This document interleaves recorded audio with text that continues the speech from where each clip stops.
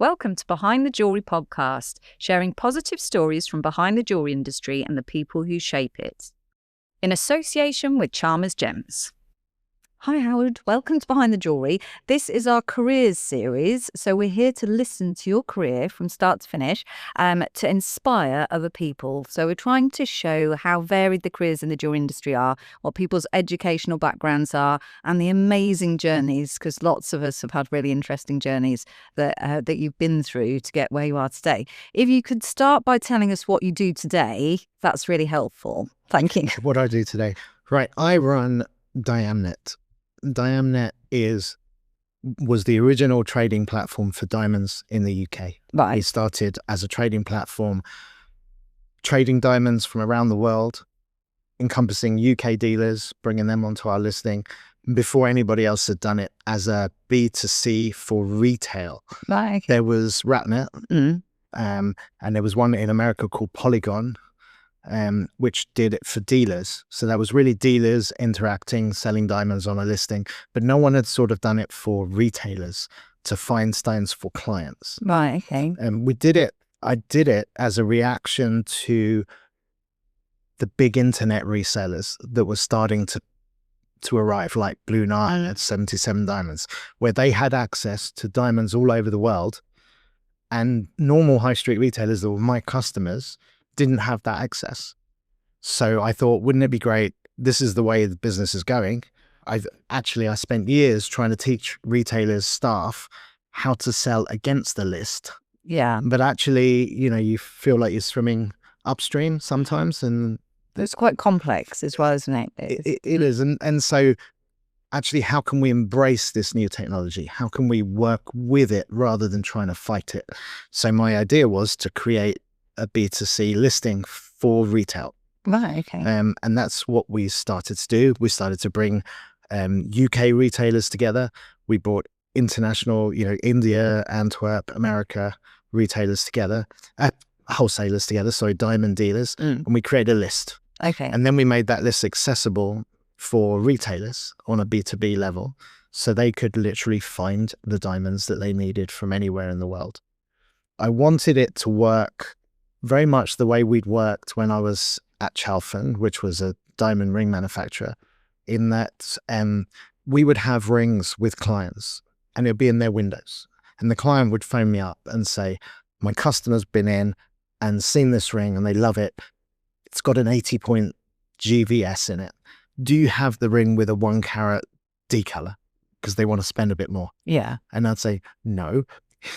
I don't have every ring in every style, in every carat grade, in every clarity and color. I said, but we've got the loose diamond. So I'll send you the loose diamond. I'll price it up as a ring and you'll be able to hopefully make the sale. So that memo service was really important to me to keep going. So with Diamnet, what we did was we created a very easy system to find the diamonds with filters.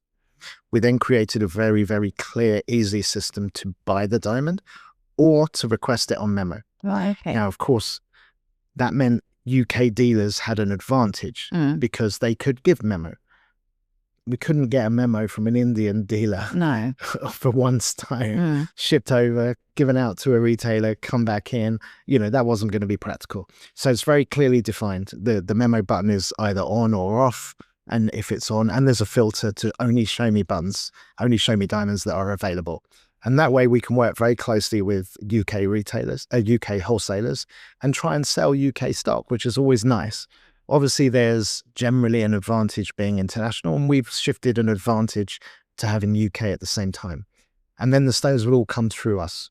So the other advantage for a retailer is not only having access to masses of stock. We're up to nearly 3 million stones on the site now. Yeah. That's some management. But not only do they have access to all those stones, and obviously with that competitive nature of the marketplace, it means we have the best value stones on there as well at the same time. So that's great. But what we're able to offer is the service that we were offering before, and that gives an advantage to UK wholesalers. Okay. So the retailer would then be able to ask for the stones. They wouldn't have to worry about who the supplier was. It would all be done through us. It's coming through. So we are the service hub as well. We're the the knowledge base, if you like. We're the non-biased agent working for a company. So whereas any single wholesaler might have an agent that works for them and goes out and tries to sell their stock, we are that agent digitally with no bias. So if someone ordered a diamond from your system and it came to you, could they ring you and say, is it a centre black? Absolutely. So, and you will actually be their eyes. We'll have a look for them. We'll help them. A lot of our customers actually use the site, so they tell me every day, but they still WhatsApp us or email or phone and say, either to check on the stones that they've selected, or to say to me, Howard, we've seen what they are. I've used it for pricing to tell the customer what the prices are. Can you find me some stones to suggest? And we'll then go through and either find the stones and send them on APRO, or we'll find the stones as the best selection and we'll send them videos and photographs and certificates and prices and say, we've been through for you as if you were doing it, but with our expertise because we're used to seeing the videos. Right. And we will then make a short list. These are the best ones in that price. Here's the videos if you agree. And then they can pick from that. And that way, that can be even outside the UK. Because that way we make sales not only from the site directly, but from doing this, we help them to choose stones that we have to order in, which means they have to buy them. Right. They're committed at that point. So you're really the ultimate broker. Yeah. Yes, that's it. The ultimate. That's your new type. Super broker. Yeah. No, that was the intention, was to help. Right. I always felt that it's always been like this actually, Chalfonet, wherever I've been, but I felt that if we help our customers to achieve sales, then we will have sales. Yeah. Makes sense. Customer service. Yeah. So the better we are, the more we're going to make a business from it. Amazing. So you do that. Yeah. And I know you do something else. Right now, we also, times are changing. Times are getting hard for people. Cost of living crisis is catching everyone. So we were starting to see some customers getting into some financial difficulty. And it's been like this for years, to be honest, on and off. And some retailers also don't appreciate how difficult it can be for a supplier. And some of them just don't like to pay on time, shall we say. And sometimes it's like almost embedded in what they do. They've got the money, but they want to draw it out because they think they can. And that's fine, but it's not fine for a small supplier. No. I mean, even us, we try and, we got 3 million diamonds, we got lots of customers, but we're still a small supplier. We're not a big company. And when someone doesn't pay us, it hurts. And over the years, I've felt it because it stopped me growing my business the way we should have grown when times were better, because we weren't getting paid. And that's not fair. So all I wanted to do was make it fairer. And by making it fairer, you're even helping the good retailers. Yeah. Because good retailers that do pay on time, they want the service that we can offer, and we can only offer that service if we get paid. Yes. If they want us to hold any stock, for example, or any supplier to hold stock, which now more than ever, where retailers are generally buying less for stock and relying on the supplier more than ever before, they want that supplier to have that stock available, to have the staff there to send the goods, to get it out quickly, to make them quickly. To do that, they have to get paid on time. They do. So I thought, how can we make this work?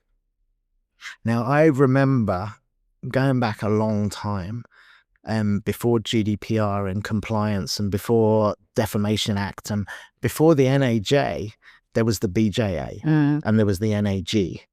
And the BJA was for suppliers and the NAG was more for retailers. Right. The BJA used to have a system where we as a supplier could send names of customers that hadn't paid, that were late. Yeah. We could send it into the BJA. Right. And the BJA would then send out a list to all other suppliers that were in their group and say, watch out for these guys, they're not paying at the moment. And when I was at Europels, we used to get a list sent round to us from the accounts to all the people that were on the phone and say, if any of these people phone, don't give them AppPro, don't give them any credit until their name's gone from the list. And when their name's gone, then you can give them credit again. And that worked tremendously well. Security for the industry, very important. Incredibly important. And as I say, especially now over even before. But not only did it work in that we didn't then get caught by giving goods to people that weren't paying, it also helped because we could then write to people. The accounts department, not me, but the accounts department would write to them. They'd have a system where, they'd give them warnings and then it would go to solicitors, whatever. But before any of that, there'd be a letter that would go out saying, you haven't paid, please pay. If you don't pay within the next 7 days, the first thing we're going to do is put you on the BJA list. On the naughty list. Yeah, kind of. I mean, we can't say that.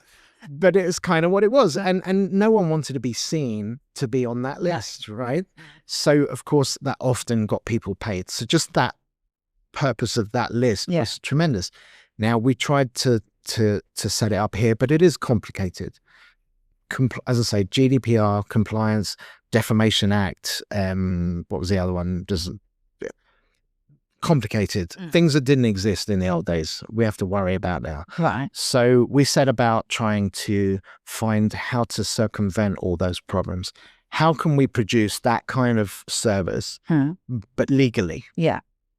And we did it, and we created a dashboard, and we've now got a company called Trade Safeguard, right? Separate independent company. And with that company now we have trade members, right? Anyone in the trade that gives any credit to anyone can join. And by joining, you're becoming a shield for everyone, because if you put a name on there, you're helping someone else to not get caught. Yeah. If you put a name on there, the first thing the system does is it automatically sends out an email to the person that owes the debtor saying, you've been put on the list by X supplier.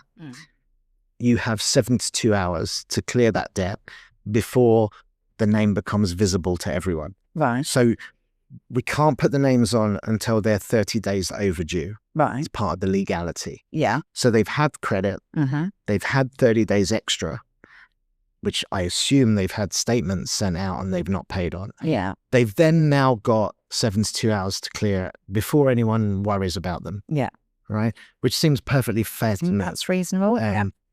So if they don't pay, they get 24 hours, they get another letter, and then they get a letter to say that it's gone live.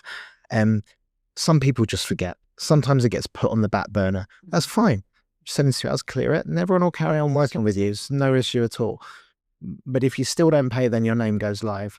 And the way I look at it, we personally have had people pay because of this. And some of them literally forgot and just didn't have a chance, or things were a bit tough, but they were going to pay next week. They pay now, helps me. We've had some where we've got CCJs and they're not paying still. And by putting it on there, I'd like to think that by me putting it up, someone else is not going to give them goods. Absolutely. And the same would happen to me when they put someone up. I won't give them goods.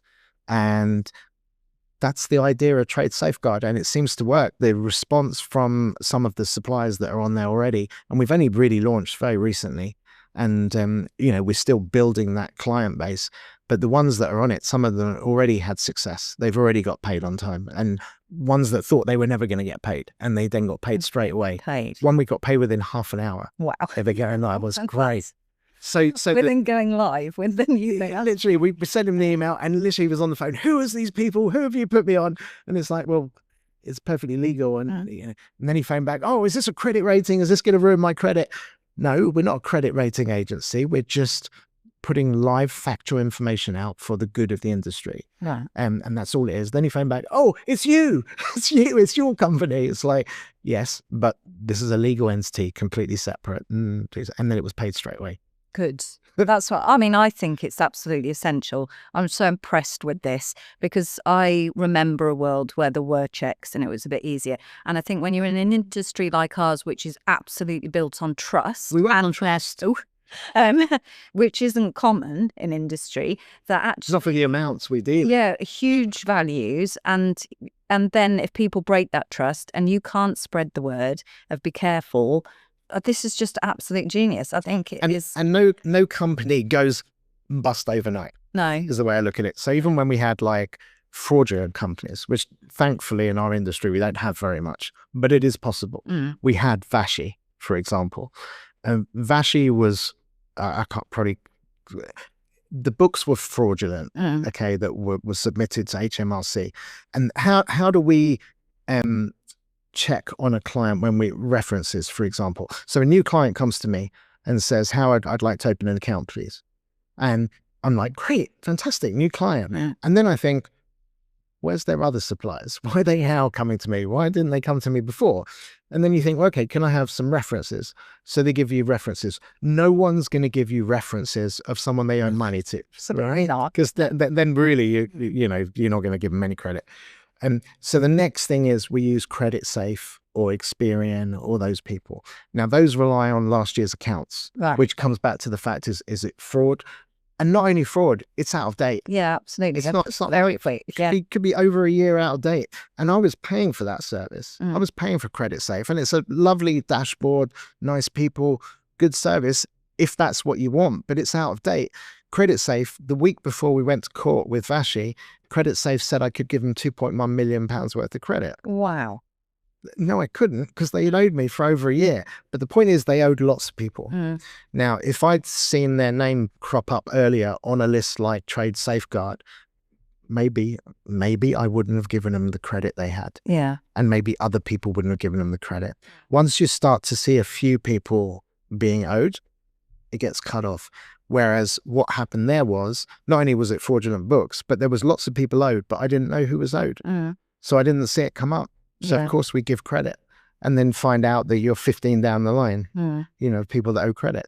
So we need a catch-all. We need a way to secure. To protect the industry, ultimately. That's the industry. So, I mean, I did it for me because I wanted to protect what I thought it was useful for me and I wanted it to come out. So we brought it out for me, but by doing that, obviously, I hope it's good for well, it protects everybody. That's amazing. So what has led you to this point where you seem to have gone into tech somewhat? Crazy, yeah. So could you start us with your journey of maybe starting from education? You can start and tell us whatever you like about yourself, but to give us an overview of your sort of educational background right through, and then how you've got into the industry and what led to the Howard that is today. Okay. Well, I studied art history and art A-level, and then art foundation course, and then I went into advertising. Right. I did an advertising course run by the industry, but that year I did it, which was a few years ago. Yeah. And there was a crash in the market and the advertising agencies weren't hiring. Right. In fact, from the course that I was on, which was industry-led, where they claimed 99% of all students got a job in advertising afterwards. That year, one person got a job in advertising and her dad owned the company. That was it. No one else got a job in advertising. Some people went into media buying, which I didn't want to do. So that was a tough time. So it was a question of what do I do? I went back to work in hi-fi industry. I was selling high-end hi-fi equipment just in school holidays and stuff. So I went back to work there, got to be a manager of 2 shops. And then I went for an interview for Europulse. Right. And only because I was living at my mum's, I was young, and I saw an advert for a job in an agency for an advertising agency. Okay. And of course the agency, the job agency said, you need experience for that. So that was out. She said, but I've got this other job and it sounds like it might be interesting to you. So I didn't care, I had no job. So I said, okay, I'll go for an interview. I went to Europulse. I was interviewed by Michael Hakimian and I got the job. And within 2 years, I think it was 2 years, might have been 3, it might have been 2 or 3 years, I was made sales manager.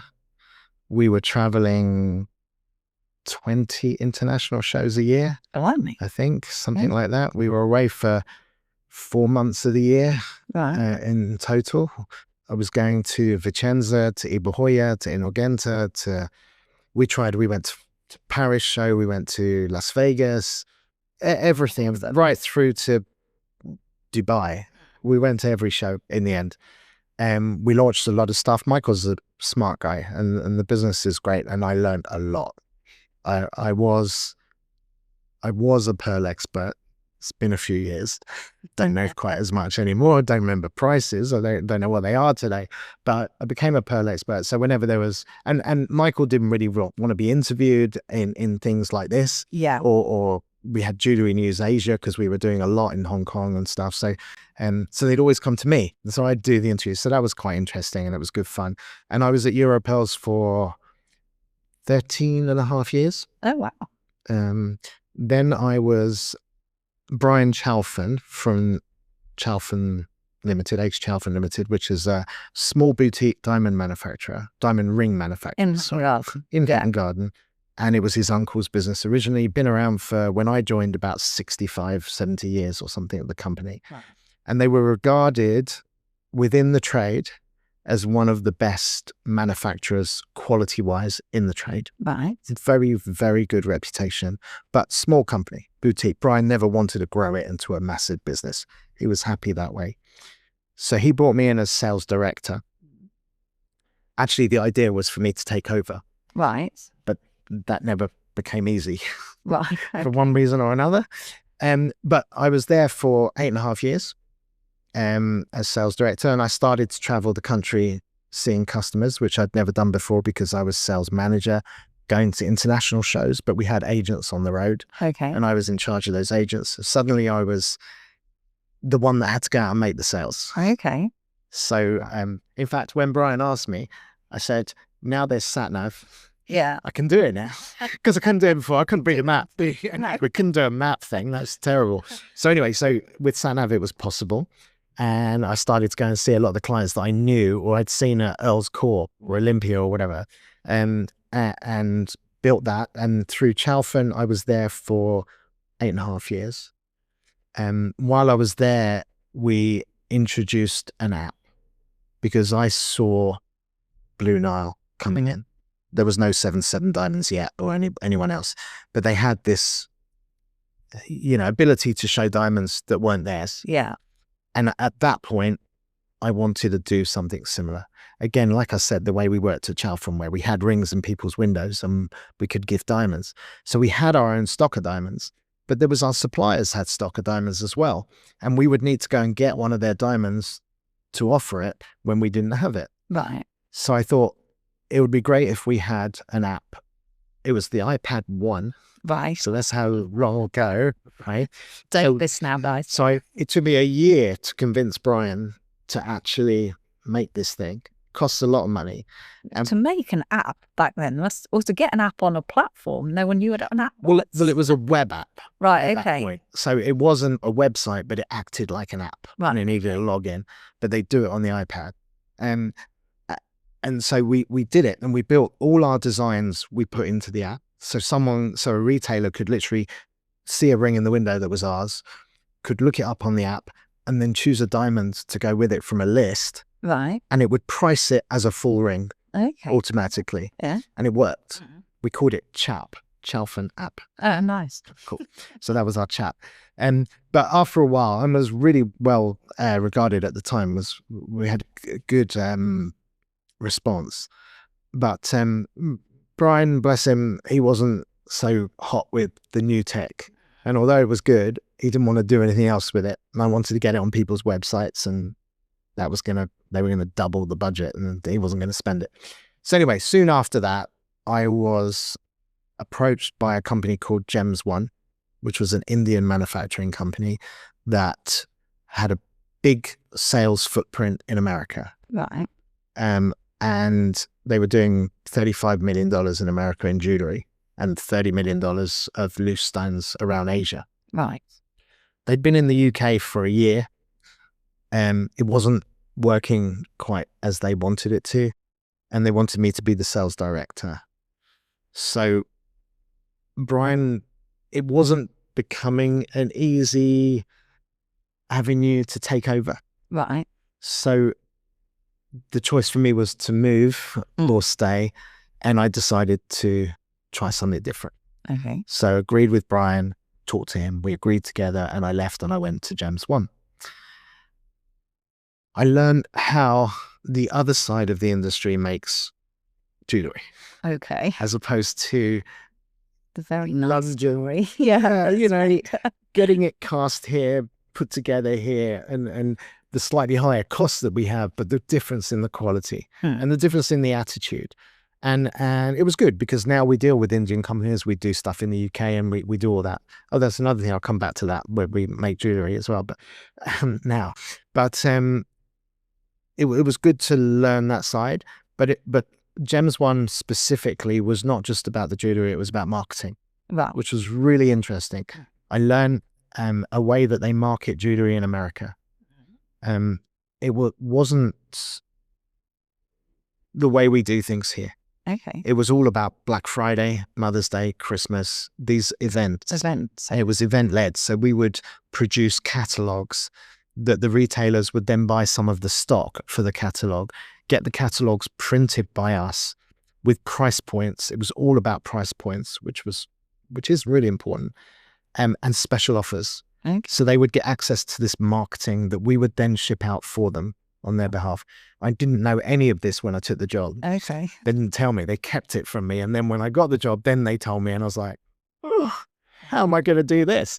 So we redid everything, even things like, it was really interesting, actually. It was really good. At Christmas, we produced a full booklet with products in it. And I mean, I'm imagining, sorry to interrupt. No, go. I'm imagining like a magazine insert in a newspaper. Yeah, it was worse. This cheap, tacky. I don't know. What they did in America. The marketing is different to UK. The audience is different. So the flyer that they produced for like Black Friday was like something from Argos. Okay. And it was a flyer. Literally, It was a 2 or 3 page fold out made on cheap, thin paper with products all over it, looking like an Argos catalogue. Right. And it would go from anything from £99 retail to £5,000, you know, but we couldn't do that. Okay. I knew no client in the UK is going to do it. And when I went to Las Vegas and I saw the team there selling it to American retailers, and they had some amazing retailers, you know, proper full-on Rolex dealers, massive shops that would buy into this, and they would tell me, I heard it from the horse's mouth, from the retailers, that this worked tremendously well. Right. A lot of the marketing was genius for America. It's different for here. So sure enough, I set about trying to take on some of the ideas, but turn it into more of a UK-centric kind of offer. So we improved the quality of the stock paper. We improved the imagery. We cut down the number of pieces. We tried to do it a bit differently. Make it British. Yeah, kind of, as much as we could, and still offer the offer. Like with an engagement ring offer, if I remember correctly, what we did was we produced all the engagement ring designs, and we'd then go to the like DHL or whatever, and we do a deal with them where we'd be able to specify clients around a retailer's shop.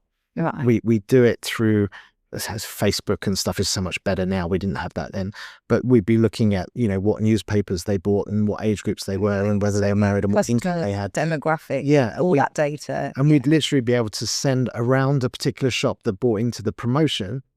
We could send flyers to those clients, trying to actual consumers on behalf of the retailer. Right. So the retailer didn't have to do anything, and they'd have this pre-made marketing. Okay. At Christmas, we had this great idea.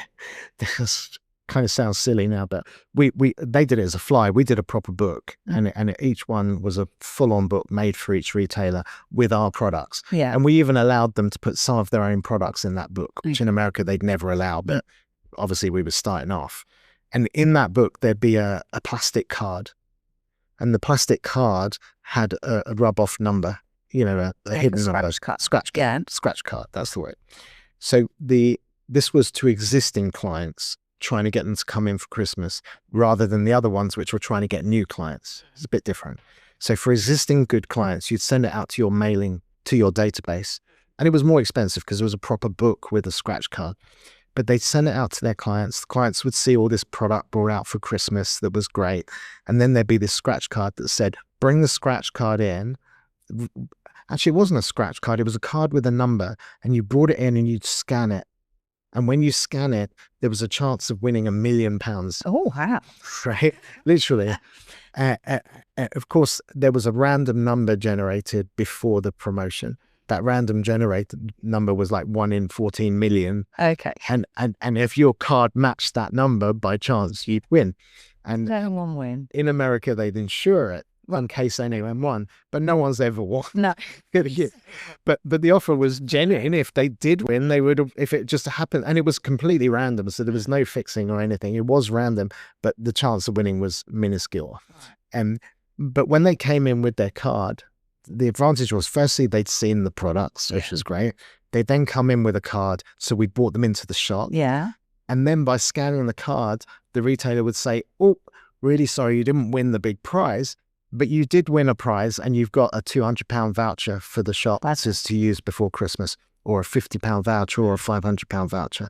And that would then give them a discount, basically, but get them to buy something. Yeah. So it was a really good idea. Good marketing. Really good marketing ideas. And for me, it was tremendous because it again added to my knowledge of marketing and things. It was just learning. Yeah. And some of it was really good. Some of it was just not palatable for UK. So that was Gems 1. I was there for 2 years.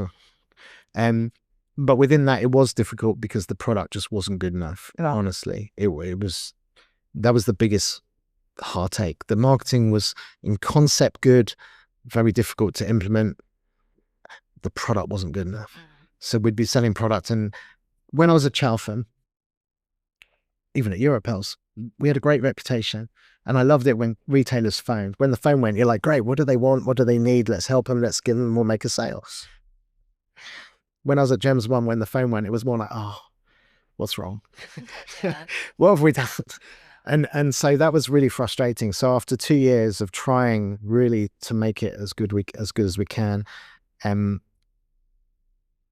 found a buyer to buy Chalfont. Right. So we went back to Brian. Ah. Brian had run the business down to retire. So I wasn't the buyer, but the buyer wanted me to be the managing director and take over. There's more to that. Well, another day. But basically, we managed to buy Chalfont. Okay. And I ran Chalfont for 2 years before I started Diamnet. Okay. Then I left and started Diamnet. All right. And now we're here today. So now we've come full circle back to the beginning. So what happened to Chalfont?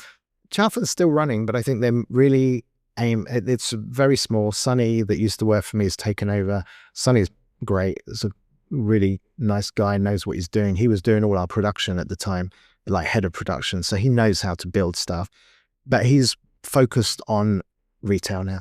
Okay. So they're basically a small, very nice boutique retailer. Right. Online. So everything changed. Everything's changed. And then you moved into and created this incredible world of diamonds, which competitors stole, and frustratingly when you have a good idea. Well, any good idea is going to get it is certainly. And then you said you also do jewellery.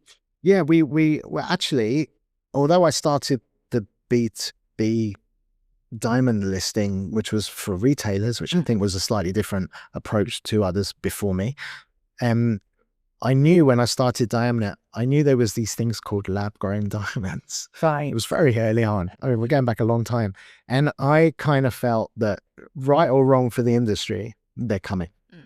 I could see the logic in it and it made sense. But when I first started, if I'd have started lab-growns at the same time as naturals, no one would have bought my naturals because there was such an anti-lab-grown environment at the time from high street retailers. Although there was 2 or 3 internet retailers that were just blowing it out the park. They were selling loads of these lab-grown diamonds. So anyway, I thought at some point I'm going to introduce this. So we at one point, I think it was about 2 years into having the listing and just trying to get traction on that listing. I started to list lab-grown diamonds. I think, I could be wrong, certainly when I thought of the idea, no one else had done it before. Rappaport had even put a note to all Rappaport members asking should they list lab grown, and everyone said no. So I think I was the first in the world, I believe, to actually put a listing for B2B for lab grown diamonds. Okay. And for this little tiny company, we didn't even get noticed, but we were the first to do it.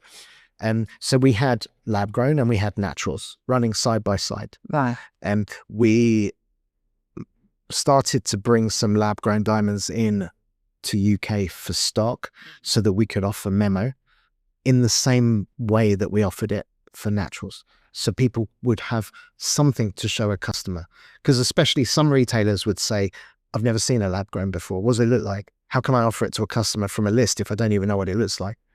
Well, it looks like a diamond. But clearly it is a diamond. Yeah. But you can understand the reticence behind it. So by having stock, we were able to offer the listing, sell from the list, but we had stock to send now. Okay. So we could now send 3 stones on memo for them to show the customer, just the same way we would do with naturals. Okay. And that started to get the traction, and we started to build, and we were doing a lot of lab grown diamonds, and it built over time. We had a deal we were working with Maidstones in Europe that were the biggest in Europe. They're great. Thierry's a brilliant guy. I haven't spoken to him for ages. Really good company. We were dealing with Swarovski. Again, Swarovski, what a professional, fantastic company.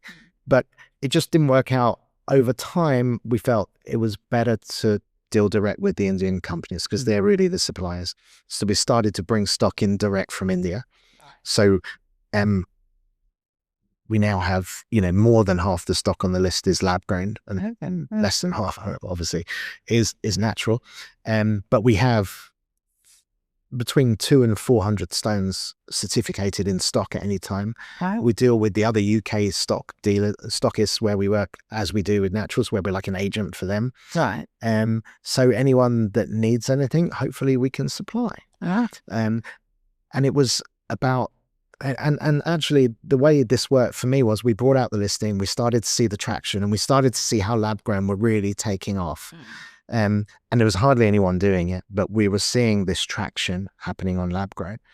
And then I started to have a few retailers, one prominent that's very close, that really I knew so well when I was at Chalfont.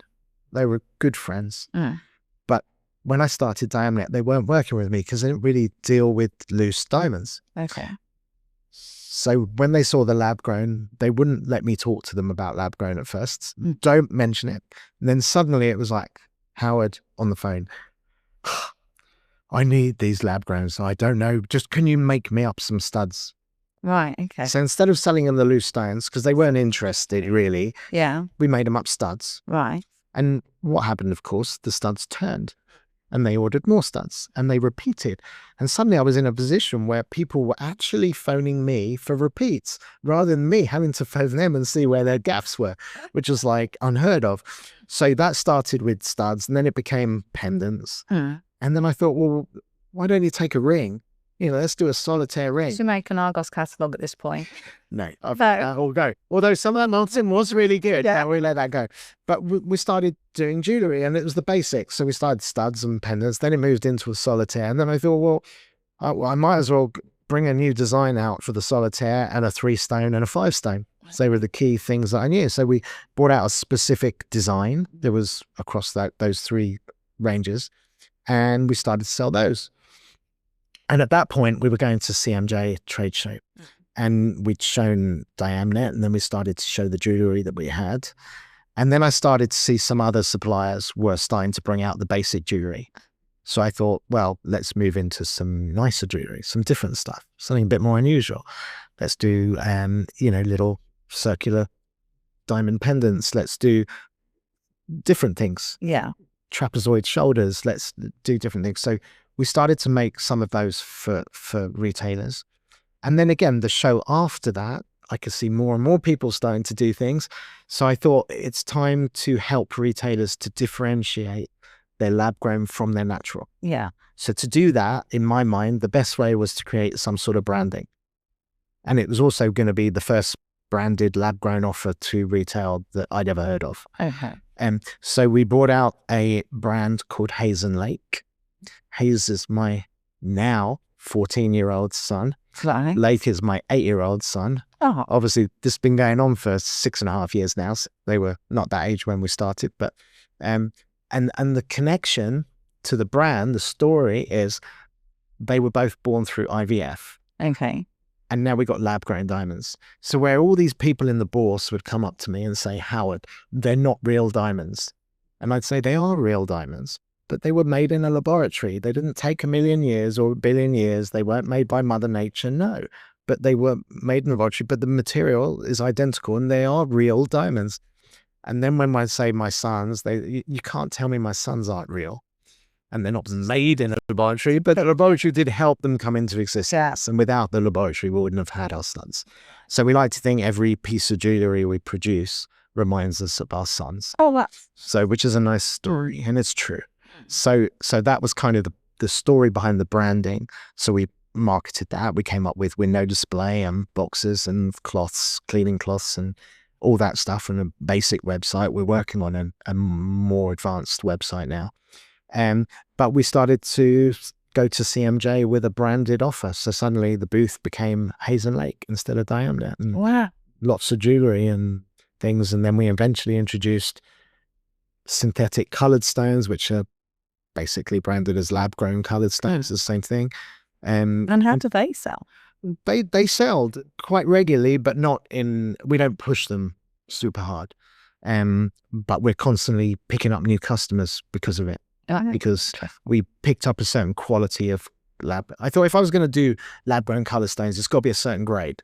I want it to be the best. I want really nice ones, not average ones. Right. And then I set about trying to see how do they make them and what offers can we get, what factory can we deal with that's going to be consistent, that if I ask for a certain colour, it's going to come within a tight tolerance, you know. And we sorted that out. Now we have a small range in the office, and we can send on memo or we can order in. And then beauty is if someone orders if they like a Colombian color emerald that they can't afford a natural one because they could be crazy price, then we can give them a synthetic, a lab grown version, and they can order it in almost any shape and any carat weight they want, and we can get it grown and cut. And I know consistently what the color's going to come out. I know what it's going to look like. So we can make jewelry now with or without color stones, with lab-grown diamonds. We can create jewelry now that just wasn't accessible for 99% of the population before. Wow, that's incredible. I love that fact. Yeah, that's the main reason I love lab-grown any stones. I love natural stones.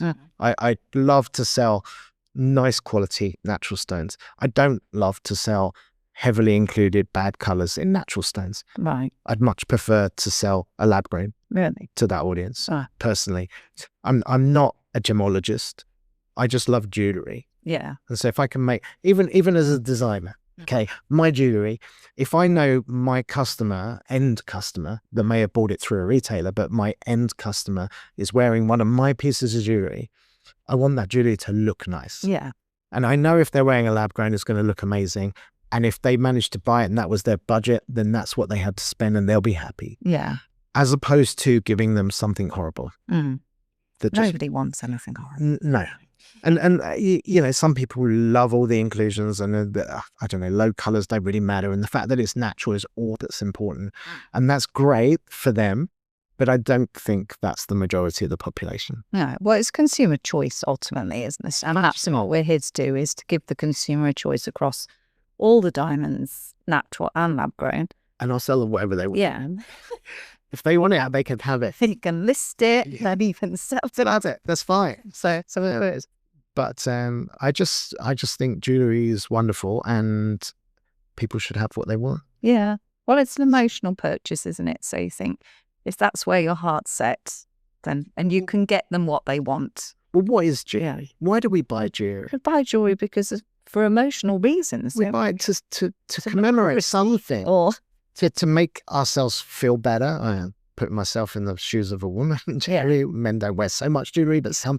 But you give yourself confidence. You make yourself feel better, or it's a gift that's going to signify something. Yeah. It might be a birthday. It might be the birth of a baby. It might be getting engaged. right? But you're doing it to signify something, and that hopefully that present's going to last for a long time. And the present is all important. The material is, we want to make it look good. And if we can have something that's from nature and it looks amazing, that could add to that story. That can be really, really significant. But if they can't afford to get something nice, and the lab grown gives them that ability to have something beautiful and fit the budget and commemorate that instance, then I don't see what's wrong with it. I don't think there's anything wrong with it. Yeah. You've got to give the customer what they want. I agree with you. And I think that's what options. Yeah. And so important. We tell retailers, our customers, all the time, it's not for you to decide what your customer wants. It's for you to tell them the truth. Yeah. Be honest, present both in a positive way. Yeah. And let the customer tell you what they want. Yeah. And they will. Some will want natural. Yeah. Some will be perfectly happy with lab because it gets what they want for the budget that they've got. Yeah, absolutely. That's it. Honesty all the way. That's the only part that bothers me. I think that there's a lot of confusion in the marketplace, and actually we need everybody to understand what the differences are, what they're selling, what the options are for the consumer. And if everybody's honest, that's great. In my business, in Chalmers Gems, we sell dyed and treated gemstones. As long as we sell them, we disclose the treatment, we disclose that they pay the right price for that gemstone. There's nothing wrong with that. There's nothing wrong with that. Consumer choice. Absolutely. Yeah. There has been in the past, when it first came out, there was a lot of maybe dubious advertising. But that's all gone now. Education is out, I think. Everyone is educated and hopefully now understands what the difference is and can talk to the consumer confidently, and that's what it's all about. So, yeah, definitely. So when you started in the jewelry industry all of those years ago, did you think it was going to be a lifetime? I had no idea. I mean, when I went for that interview for the Pearl Company at the beginning for Europearls, I was young. I didn't know what I wanted to do. I was just going because it was a job. Yeah. But our industry is, there's a lot of nice people in our industry, and there's a definite sense of community. It's a nice place to work. It is a little challenging right now with the things that are changing, because everything is changing in our industry. So that makes it a little challenging. What with the internet, what with lab-grown diamonds, what with the changing kind of environment, the people, what they're wearing, occasions people are going to, it's all changing. So, but if you're willing to embrace those changes and find your way, navigate within those changes to what people are still buying jewelry. Yeah.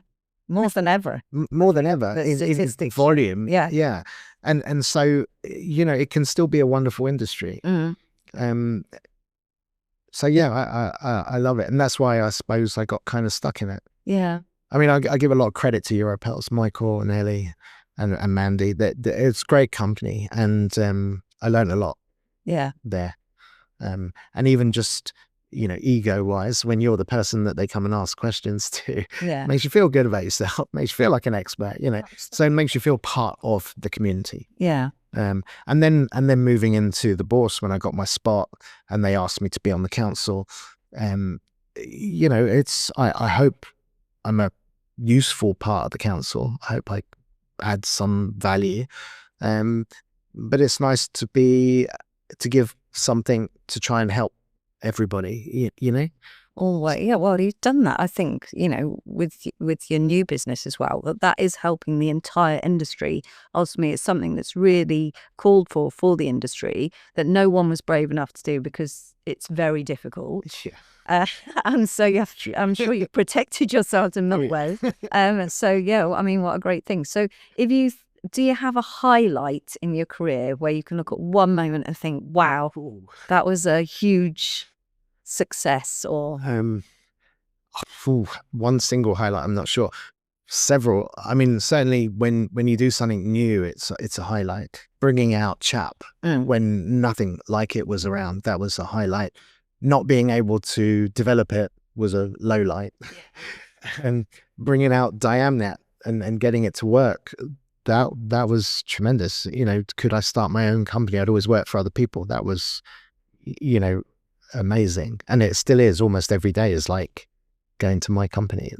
It's great. I wish we were bigger than we are. We're working on it. Business owner. We're working on it. But we try every day to, I don't know, I think it's just an attitude, and that makes me happy. It's like, I like to think our clients are our clients. So I might never meet them. I might never know who they are. But if they're coming into a shop and asking for something, then it's my job to try and help that person to make that sale. Yeah. And every time they make a sale, makes me happy. That's so, yeah. I mean, literally, Karen that works for me as well, both of us are like, they got the sale. Yeah. We're as excited. Excited for every sale. And that goes natural labs, doesn't everything. Doesn't make any difference as long as the sale is made. Yeah. All we worry about is what are we in business for? We're in business to make sales because we just want to turn our lights on, pay our staff, earn a living, and give the customer what they want. Yes. That's what it's all about. That is what it's all about. Yeah. Sure. So I'm going to ask you our final question. So we end our podcast with the same question for everybody. Sure. I have to remember the wording, so just give me a second. So if money were no object, you could buy jewellery, watches, metal, whatever it may be, past or present, what would you buy? So much. Look, so much. I like that as an answer. Look, I was the first person I know to wear a smartwatch. I was wearing a Motorola I can't remember what they called it originally. It was like the first one with an Android operating system on the phone, the Google Watch thing. And I love it because I'm techie. Yeah. Right. Hence you can tell with diameter. Your businesses are techie. So I don't program myself, but I'm kind of that way inclined. So I love watches though. So although I wear a smartwatch every day, if you were to put me back in the old days when Basel was on and we go to the watch halls, it'd be phenomenal. I just love it. I'm walking around Patek's booth or Breitling and seeing the fighter plane hanging from the ceiling and seeing the watches. I love the watches. So I love watches. But at the same time, probably the highlight of a product, I don't know if I would actually go out and buy one, but one of the products that sticks out in my mind was I was in Basel once and we were looking, I was at Chalfont and it was all natural. There's no lab grown in those days. It was at Chalfont and we were looking for some new products to make jewellery from. And I sat with a colour stone. I'd seen it around and I sat with one colour stone, so I'm going to buy some of this. And I settled on some Paraiba tourmalines. And that's when I started to learn about them. I didn't know about them before. I wasn't a gemologist. I didn't know about them. I started to learn about Paraibas, about Brazilian and non. And I remember we went through trays and trays and I bought a fair bit of Paraiba, but although it would be African Paraiba, so Paraiba type, if you like. But there was a stone that I could see from this booth was like a triple size booth. And right over the other side of the booth, there was I remember it so clearly, it was a 90-point oval Paraiba from Brazil. Right. Okay. Right. And it was, even that was deep. So it was smaller. It looked like a 60-point stone. Okay. But I could see it from like 3 booths away, you know, because it glowed. Yeah. It just like it was plugged in to the electric, you know, it was amazing. And it was $25,000 a carat. So, you know, I couldn't buy it because we wouldn't have had an audience for it. We didn't have a client for that type of thing. But the stone was incredible. And so I don't know that I would buy one, but a highlight within our industry, that was one that stood out. Do you know why I'm laughing? Go on. You're the third person who was picked. Really? And yet they're hard to sell in the UK. No one has one. And they're amazing. I didn't say no one has bought one. But memories, I guess it must have been at the time when they were new in the market. It's the memories of people being shown this incredible tourmaline for the first time. And oh my gosh, I wish I bought one because then the price went skyrocketing. Absolutely. And so, but how funny that three people. And the story behind it, which you find out afterwards, how rare they are compared to a diamond, for example. and how there's none left from Brazil. You know, the hill's completely depleted and stuff. It's a really interesting story. Yeah, an amazing gemstone. Yeah, love it. Well, thank you so much for speaking to us. I personally think you are future-proofing our industry. And I think that the technology that you've come up with in your career has been market-leading and changed our industry and is quite phenomenal. So I'm sure you're going to do something amazing from now on. So no pressure. Watch this space. Yes. Thank you so much for joining us. Thanks. Thank you for having me. No problem.